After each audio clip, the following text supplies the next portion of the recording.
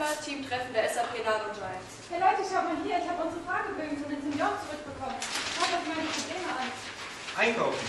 Gartenarbeit, schlecht sehen.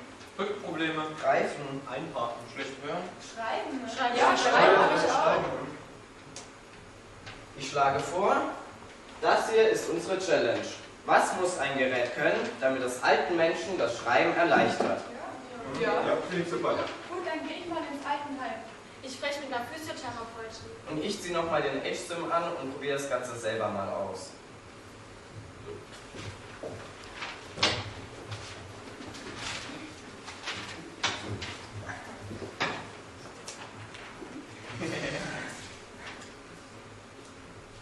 Ja, also ich war bei Frau Martha Hölsch und das ist unsere Seniorpartnerin und sie ist 88 Jahre alt und zuvor hat sie eben 40 Jahre mit ihrem Mann in Neckarsteinach gelebt, bis sie dann 1995 wegen ihrer einzigen Tochter nach Wiesloch gezogen sind.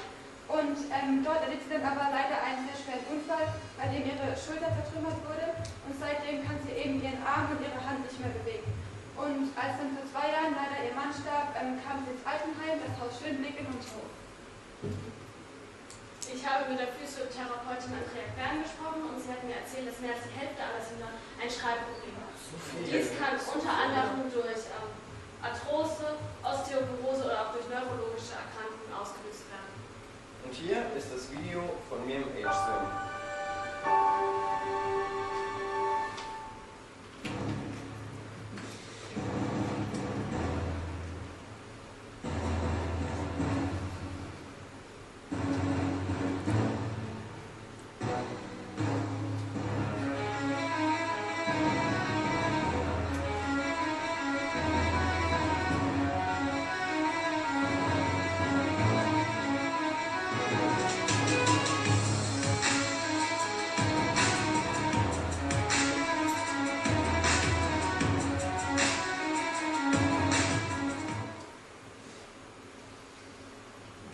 Das sieht ja echt so aus, als ob Schreiben für alte Menschen ein großes Problem ist.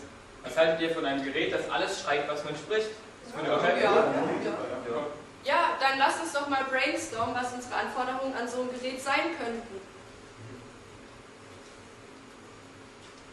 Ja, also ich fasse da nochmal zusammen, was wir gerade herausgefunden haben. Also das Gerät soll leicht bedienbar sein. Es soll echte Sachen beschriften, also Papier, für zum Beispiel Einkaufszettel. Es soll kein Hochfahren nötig sein, das heißt, man schaltet es an, man kann es direkt benutzen. Und es soll einen relativ großen Wortspeicher haben, dass ich auch Briefe schreiben kann. Und es soll offline funktionieren, dass man keine Probleme mit dem Internet hat. Ja,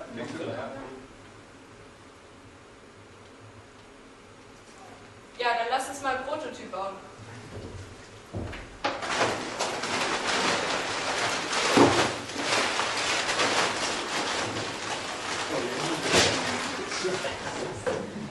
Wow, das sieht ja genial aus. Was ist denn das? Erklär mal. Also das ist unser Gerät, du schaltest es hier ein und kannst dann zum Beispiel deinen Briefumschlag hier in die rote Ecke legen und deinen Text einsprechen. Der Text wird natürlich aber nicht sofort gedruckt, sondern erst einmal mit diesem kleinen Laser hier auf den Briefumschlag projiziert, so dass du siehst, wie es am Ende aussehen wird. Und wenn du den Text noch mit Befehlen wie hoch, runter, links, rechts korrigiert hast, damit der sitzt, kannst du einfach den grünen Knopf drücken und der Plotter schreibt dann deinen Text auf den Briefumschlag drauf. Wow, super. Das klingt ja schon ziemlich cool, aber geht es auch technisch? Es ist zwar möglich, aber wir müssen es in den einzelnen Teilen noch schlau machen.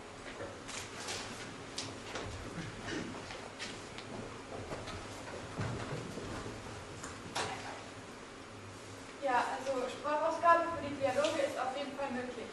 Ein Plotter funktioniert auch, das kann man sogar selber bauen.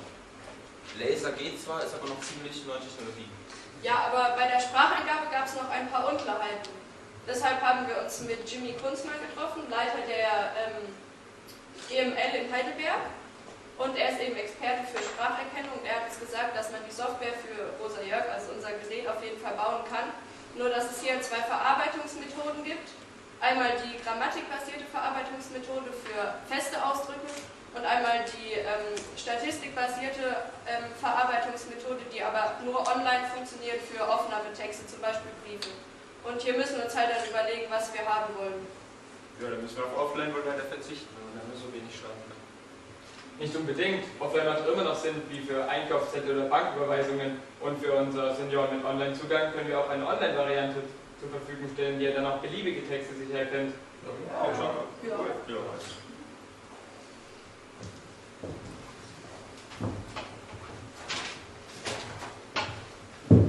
Wie sieht es denn mit der Veröffentlichung unseres Geräts aus? Wir haben Rosa Jörg einer Gruppe von Senioren im Altersheim Schönblick vorgestellt und die waren alle sehr begeistert davon und könnten sich auch vorstellen, das Gerät zu benutzen.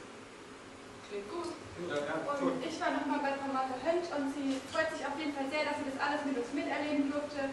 Und ja, sie könnte sich auch vorstellen, vielleicht unser Gerät einmal zu benutzen. Ja, schön. Also hier sind noch unsere Quellen. Wenn Sie eine Frage haben, können Sie die gerne stellen.